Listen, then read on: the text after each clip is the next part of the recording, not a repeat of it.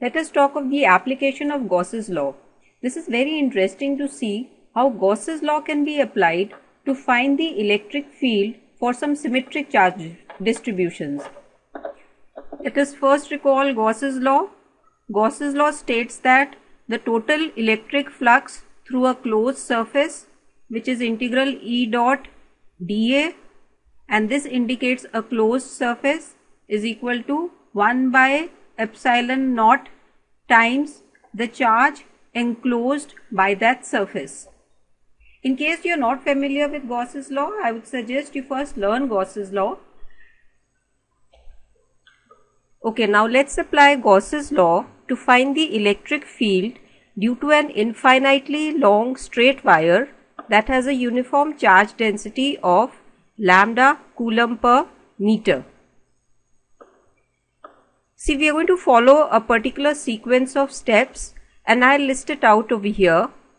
Now, I want you to follow this very carefully because the same sequence of steps will be followed for other symmetric charge distributions. The first step is you have to draw the charge distributions. Over here we have an infinitely long wire with a positive charge on it, and we need to make an intuitive guess as to how the electric field will look. Now, say I am looking at this wire from the front, then I would say that the electric field looks like this. So, you have an electric field which is perpendicular to the wire, and this is how the electric field will look like.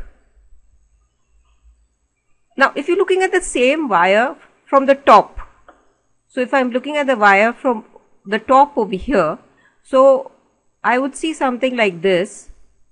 I would see electric field lines on all sides, just like you have the electric field due to a point charge.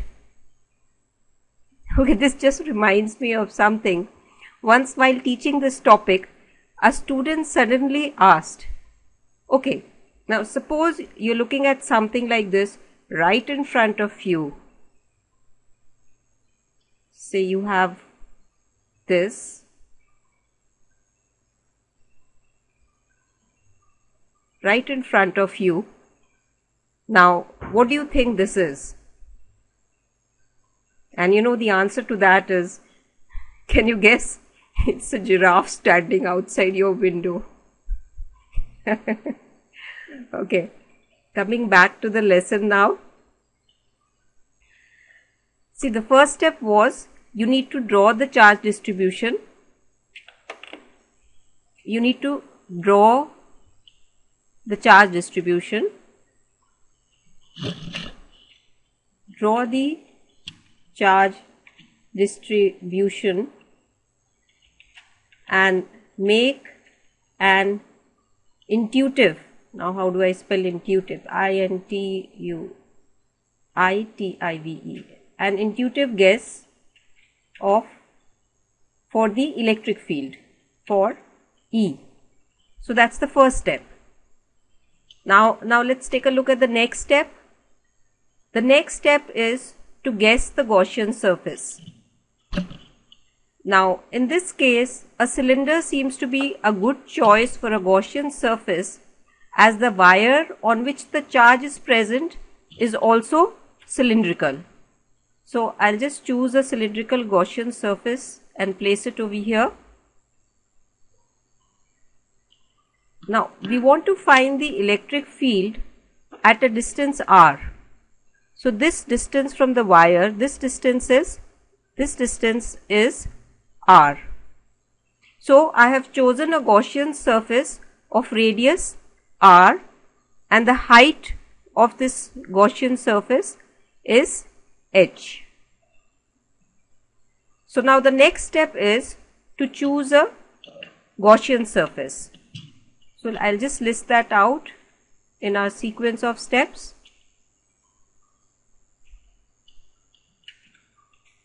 Choose a suitable Gaussian surface. See, Gaussian surface is a surface on which we apply Gauss's law.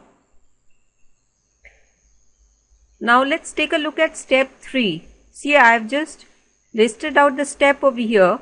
The electric field should either be constant and perpendicular to a surface, or it should be zero through the surface.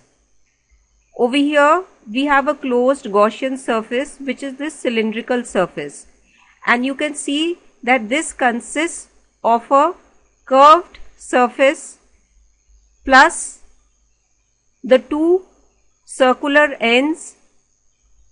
This is what the closed cylindrical Gaussian surface is. Now the electric field is perpendicular to the curved surface, and E through these two ends is 0.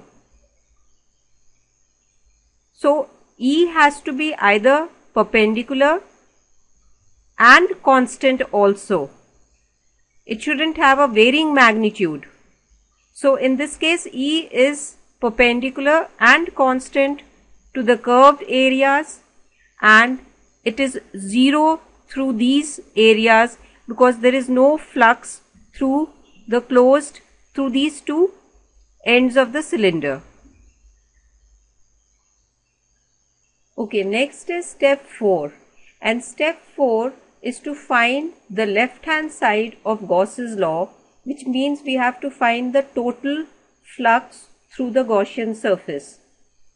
Here you can see that the flux through the Gaussian surface is the flux through the curved surface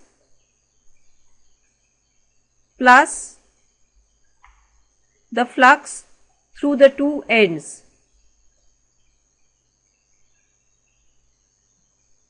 Now if we solve for the flux through the curved surface, that will be integral E dot dA, and since the electric field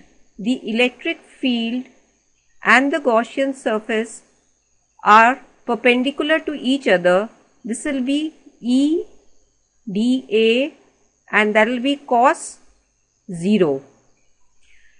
Now we wanted to keep this term as cos 0, which has a value of 1, which makes our calculations very simple. That is why we were looking for a Gaussian surface where E would be perpendicular to the surface. And we also chose a condition that E is constant. Now if E is constant, you can put this outside the integral. So what remains is simply integral of dA, which is the total surface area. And in this case, that would be the curved surface area. So this is E times 2 pi r h, the curved surface area of a cylinder. Now this is the flux through the curved surface. Now if you look at the flux through the two ends, you can see that there is no flux in this direction. There is no electric field in this direction. So the flux through the two ends is 0. And this again simplifies our calculations. So we were looking for a Gaussian surface on which either the flux through it is 0 or the flux is perpendicular to the surface and is constant, so that we can put it outside the integral. Now finally we have the left hand side, which is the total flux in this case, and that is E times 2 pi r h. Now this brings us to the last step. We need to find the RHS of Gauss's law and then put the LHS equal to the RHS and solve for E. Now the RHS is the charge enclosed. You can see that this is the charge enclosed inside the Gaussian surface. So the charge which is enclosed is going to be lambda times the height h. See, lambda is the charge density which is in coulomb per meter and the height h is in meters. So this product gives us the total charge enclosed. Now we are going to equate the LHS with the RHS. So you have E times 2 pi r h equals lambda times h over epsilon naught. So this works out to be, this gives us E equals lambda over 2 pi r times epsilon naught, and this field, this is a vector and the direction is, it is along a unit vector in this direction.